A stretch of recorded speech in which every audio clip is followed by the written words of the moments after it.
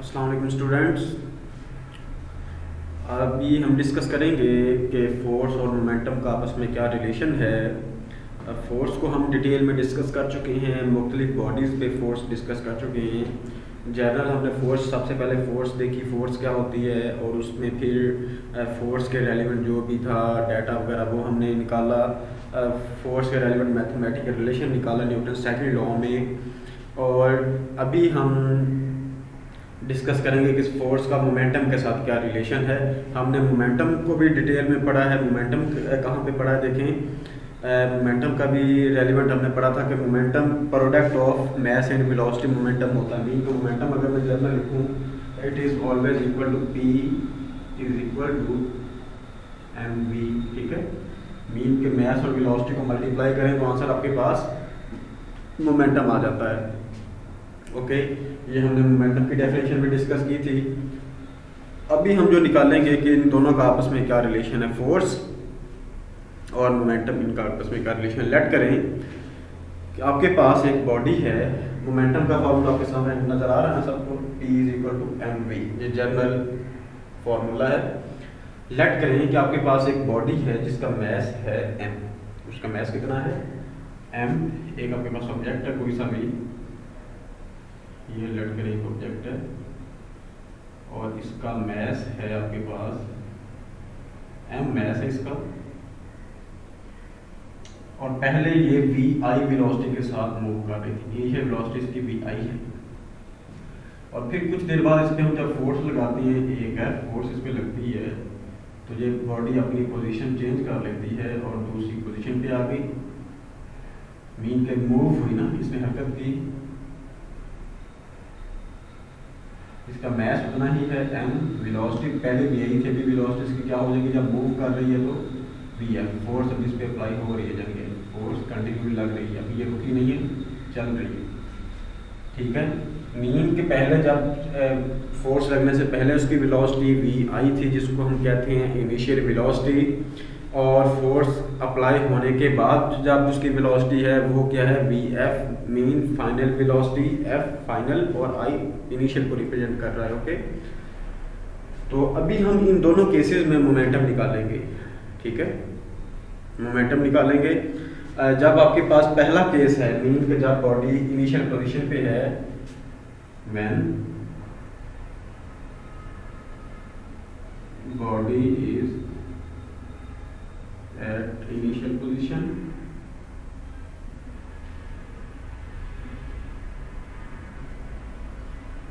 Initial position में body है तो उस वक्त मोमेंटम क्या आएगा, P1 या PI is equal to MVI। ठीक है, PI is equal to MVI। और जब बॉडी फाइनल पोजीशन पे है, ठीक है, उस वक्त क्या आएगा, when body is final position.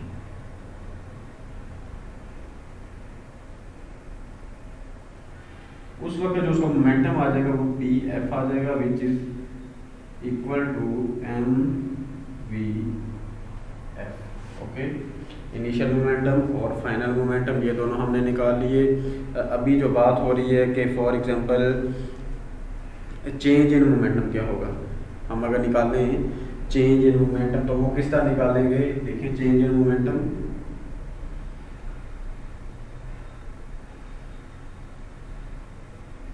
Change in momentum ये क्या आ जाएगा, 1 मिनट जरा,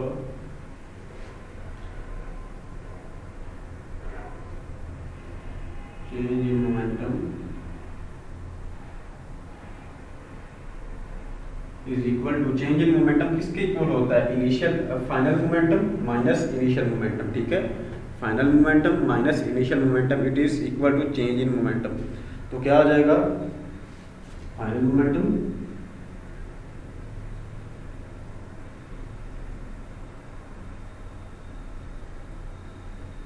minus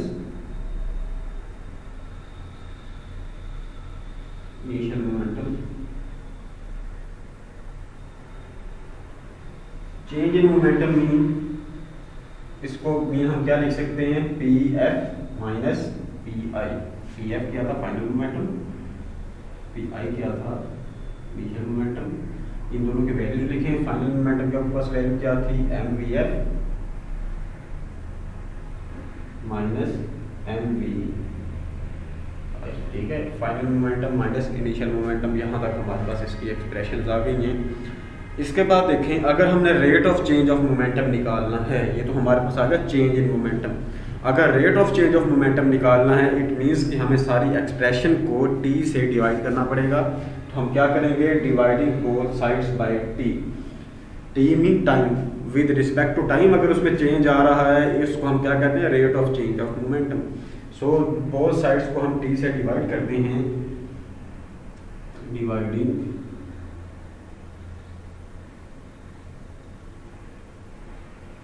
both sides by t। t से डिवाइड करेंगे, आपके पास है V F minus P F minus P I over T, और इस तरफ आपके पास क्या आ जाएगा? ओवर टी ऐसे M V F minus M V I. Okay, ये आपके पास है गया rate of change of momentum. यहाँ तक हमने कर लिया। इसके बाद देखिए ऊपर ये आपके पास दोनों में m कॉमन है। इस m को अगर हम कॉमन ले लें तो आपके पास बाकी क्या रह जाता है? देखिए जरा, P F minus P I over T equal to, नीचे टी आप m कॉमन ले लें, बाकी आपको रह जाएगा P F minus V I. ठीक है, वी एफ एम कॉमन ले लिया, बाकी का रहेगा वी एफ माइनस वी आई। अब यहाँ पे एक और चीज़ देखें ज़रा, हम इसको क्या लिख सकते हैं? एम इस तरह लिख लें, इसको लिखा जा सकता है V F minus V F minus V I over T. ठीक है, इसको हम इस तरह भी लिख सकते हैं। Okay, V F minus V I over T mean change in velocity per unit time. ये किसके इक्वल हमने पढ़ा था फॉर्मूला? एक्सेलरेशन के। Change in velocity per unit time is equal to acceleration. So we can say that P F minus P I over T is equal to M A. Okay, M A, P F minus P I over T is equal to M ए। और M A किसके equal होता है? Newton second law हमने पढ़ा हुआ है, F is equal to M A. Force equal होती है मोमेंटम की, मैस और एक्सेलरेशन के प्रोडक्ट के। सॉरी, फोर्स इक्वल है मैस और एक्सेलरेशन के प्रोडक्ट के। सो एम ए की जगह पे हम क्या लिख देंगे? एफ लिख देंगे। तो आपके पास क्या आ जाएगा? P F minus P I over T is equal to F. ये आपके पास फोर्स का है और मोमेंटम का रिलेशन आ गया। ये आपके पास किसका रिलेशन आ गया? फोर्स और मोमेंटम का रिलेशन। इट मींस के क्या रिलेशन है ये डेफिनेशन पढ़ने जरा, इसको समझ आ जाएगी आपको। When a force acts on a body it produces an acceleration in the body. जब एक फोर्स किसी बॉडी पे एक्ट करती है, जिस तरह इस केस में किया है, इसने इस बॉडी पे एक्ट कर रही है, तो इसमें क्या करती है? एक्सेलरेशन प्रोड्यूस करती है in the body and will be equal. और ये फोर्स किसके इक्वल होगी? To the rate of change of momentum of the body.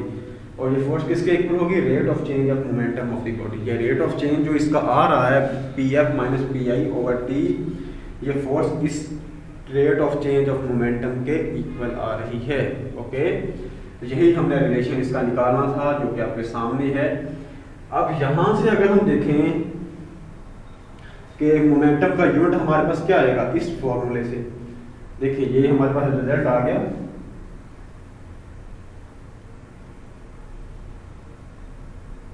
अगर इस रिजल्ट को हम यूज करते हुए देखें कि मोमेंटम का हमारे पास क्या यूनिट क्या आ रही है, तो क्या आएगी?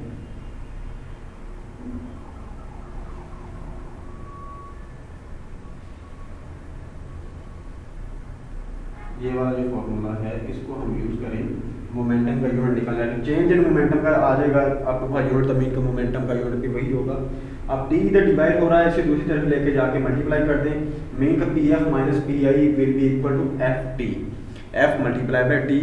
एफ का यूनिट क्या है? न्यूटन, और टाइम का यूनिट क्या है सेकंड। इट मीन्स कि आपके पास क्या यूनिट आ जाएगा इसका भी न्यूटन सेकंड। ये इस फॉर्मूला के अकॉर्डिंग इसका यूनिट आ रहा है न्यूटन सेकंड। ओके, लेकिन हमने जो पीछे पढ़ा है for example P is equal to M V, ये जो हमने रिलेशन डिस्कस किया P is equal to M V, इसके अकॉर्डिंग इसका यूनिट क्या आ रहा है न्यूटन का यूनिट आ रहा है P is equal to M, mass का यूनिट है किलोग्राम और वेलोसिटी का यूनिट है मीटर पर सेकंड। ठीक है, यहाँ पे मोमेंटम का यूनिट आ रहा है किलोग्राम मीटर पर सेकंड और इस फॉर्मूला से यूनिट क्या आ रहा है न्यूटन सेकंड। इट मीन्स कि ये दोनों यूनिट सेम ही हैं, kilogram metre per second is equal to newton second.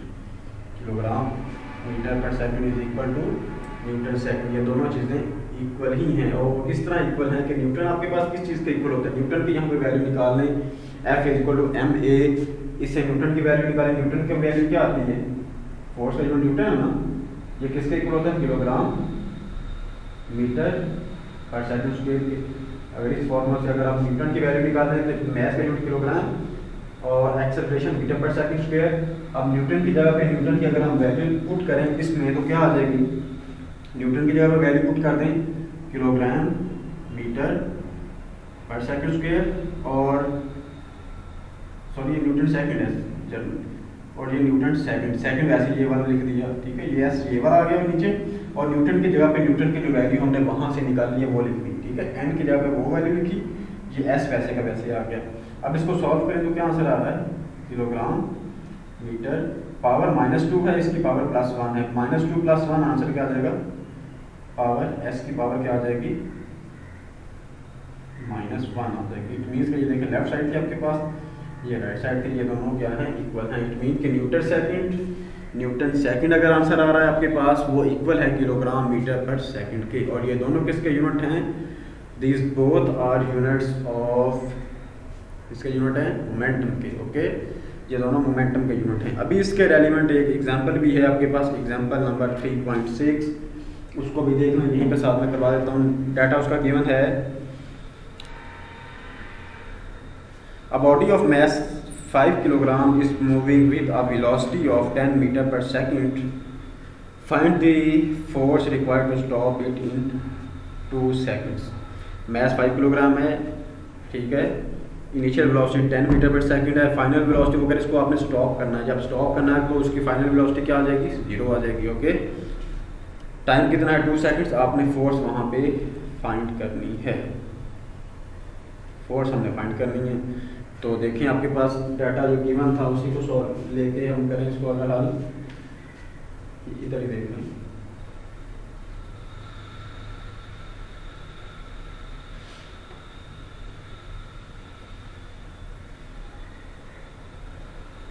Example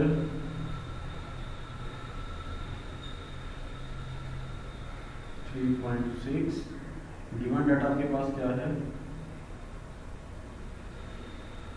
I initial velocity है आपके पास given, that is 10 metre per second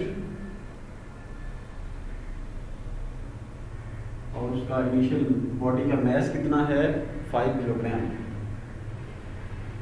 okay, 5 kilogram body का मास है और फाइनल वेलोसिटी उसकी भी हमने क्या लेके आनी है 0, क्योंकि उसको रेस्ट पे लेके आएंगे, इट मीन्स कि फाइनल वेलोसिटी 0 हो जाएगी।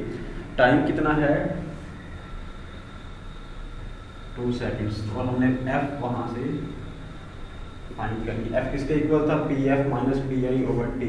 पहले pf निकाल लें फिर pi निकाल लें पहले रफ में, ठीक है, या नीट में भी निकाल लें, कोई इशू नहीं है। फिर उन दोनों की वैल्यूज यहाँ पे पुट करें तो आंसर आ जाएगा। pf किसके इक्वल होगा, pf will be equal to mvf के, ये फॉर्मूला सामने लिखा हुआ है। pi किसके इक्वल होगा mvi के, ठीक है, निकालें ज़रा पहले formula.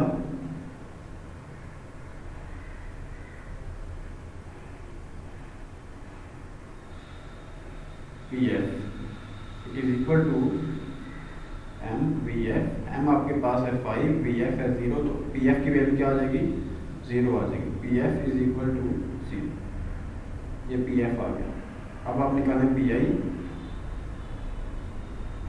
pi is equal to mvi, m आपके पास है 5, vi है 10, तो आंसर क्या आ जाएगा 50। यानी कि फाइनल मोमेंटम, इनिशियल मोमेंटम आपके पास कितना आ रहा है 50 न्यूटन सेकंड, ये दोनों वैल्यूज आ गई।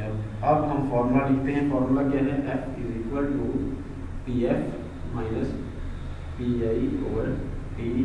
P F is 0 minus 50 over 2, ये आ जाएगा माइनस 50 ओवर 2, और इसका आंसर आएगा माइनस 25 न्यूटन। एफ किसके इक्वल आ जाएगा 55 न्यूटन्स।